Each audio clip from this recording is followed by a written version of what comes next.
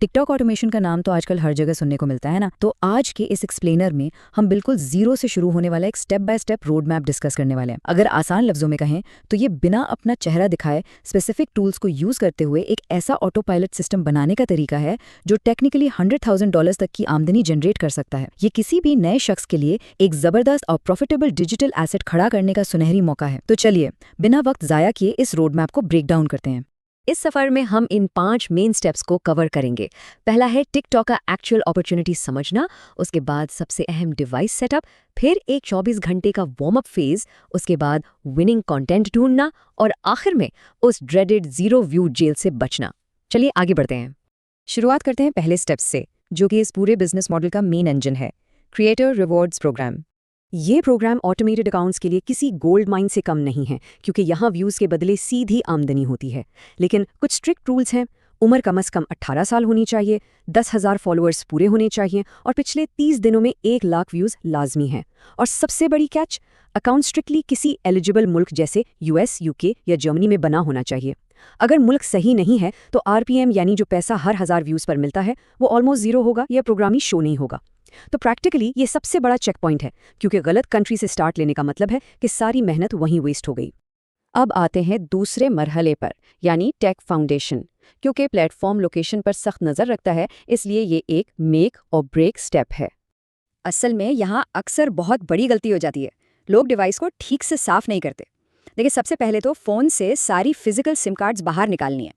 उसके बाद एक कंप्लीट फैक्ट्री रीसेट लाजमी है। और आखिर में स्टैटिक प्रॉक्सी और फेक GPS एप्लीकेशन को कनेक्ट करना होता है। अगर पुरानी लोकेशन या लोकल सिम का एक छोटा सा भी ट्रेस रह गया ना, तो एल्गोरिदम फौरन उसे फ्लैग कर देगा और अकाउंट कभी भी US या UK की ऑडियंस तक नहीं पहुंच पाएगा। अब यहाँ प्रॉक्सी का रोल बहुत इंटरेस्टिंग हो जाता है। आसान ज़बान में सोचें तो ये एक डिजिटल मास्क है। ये एक स्टैटिक IP एड्रेस होता है जो असली लोकेशन को इस तरह छुपा लेता है कि सिस्टम को लगता है अकाउंट परमानेंटली किसी एलिजिबल कंट्री से ही चल रहा है। यहाँ एक सबसे बड़ी वार्निंग याद रखने वाली है। पैसे बचाने के चक्कर में एक ही प्रॉक्सी को अलग अलग फोन्स पर बार बार लगाना एक ऐसी गलती है जो फॉरेन स्पैम फिल्टर्स को एक्टिवेट कर देती है। रूल बहुत सिंपल है, एक डिवाइस, एक डेडिकेटेड प्रॉक्सी, बस। अब इस सेटअप को करना कैसे है? 2 रास्ते हैं। या तो मोबाइल सेटअप यूज़ किया जाए, जहां वाइप किए हुए फ़ोन पर स्टैटिक प्रॉक्सीज और फेक GPS यूज़ होते हैं, या फिर PC सेटअप यूज़ किया जाए, जिसमें डेडिकेटेड VPNs जैसे iTop VPN और मोमो प्लेयर जैसे एमुलेटर्स का इस्तेमाल होता है। दोनों तरीकों में बेस प्रिंसिपल बिल्कुल सेम है, एक अनमूविंग फिक्स्ड IP एड्रेस हासिल करना। एक बार ये डिसिप्लिन ठीक से सेट हो गया तो आमदनी का रास्ता काफ़ी क्लियर हो जाता है। डिवाइस बिल्कुल सिक्योर होने के बाद हम एंटर होते हैं इंक्यूबेशन पीरियड में। ये वो क्रूशल टाइम है जहां एल्गोरिदम नोट कर रहा होता है कि अकाउंट का मकसद क्या है। यहाँ लोग बहुत जल्दबाजी दिखाते हैं। उन्हें लगता है बस अकाउंट बन गया तो धड़ाधड़ वीडियोस डालना शुरू कर दो। बिल्कुल नहीं, पहले 24 से 48 घंटों में कुछ भी अपलोड नहीं करना। अकाउंट बनाते ही कंटिन्यूअसली पोस्ट करना एग्जैक्टली वही तरीका है जो ऑटोमेटेड बॉट फार्म्स यूज करते हैं। हमें तो उसके उलट करना है, ताकि सिस्टम में अकाउंट एक जेन्युइन इंसान के तौर पर रजिस्टर हो, ना कि किसी स्पैम बॉट की तरह। तो इन पहले 2 दिनों में करना क्या है? बहुत सिंपल, अपने नीश के मुताबिक टॉपिक सर्च करने हैं। मान लें फनी पेट्स। फिर उन टॉप वीडियोस को थोड़ा देखना है और रैंडमली एक नेचुरल रिएक्शन देना है, जैसे लाइक या कमेंट। लेकिन याद रहे, एक रोबोट की तरह रैपिडली स्क्रॉल और लाइक नहीं करते जाना। ये सब करने का मेन गोल ये है कि for you feed properly customize हो जाए। जब फीड सेट हो जाती है तो एल्गोरिदम पहले से ही समझ जाता है कि फ्यूचर में आने वाला कंटेंट आखिर किस ऑडियंस को पुश करना है। वार्म अप मुकम्मल हो गया? बेहतरीन। अब तज्जिया आगे बढ़ता है एग्जीक्यूशन की तरफ, यानी अब एग्जैक्टली अपलोड क्या करना है। असल जादू यहाँ शुरू होता है, इस बिल्ट इन एनालिटिक्स टूल के साथ, जिसे क्रिएटर सर्च इनसाइट्स कहते हैं। कामयाब लोग अंदाजे नहीं लगाते कि क्या वायरल जाएगा। वो इस टूल को यूज़ करते हैं जो कंप्लीटली एग्जैक्ट डेटा देता है कि लोग सर्च क्या कर रहे हैं। और सबसे बड़ी बात, ये कंटेंट गैप्स बताता है, यानी ऐसे टॉपिक्स जिनकी डिमांड तो आसमान पर है लेकिन कंटेंट बहुत कम है।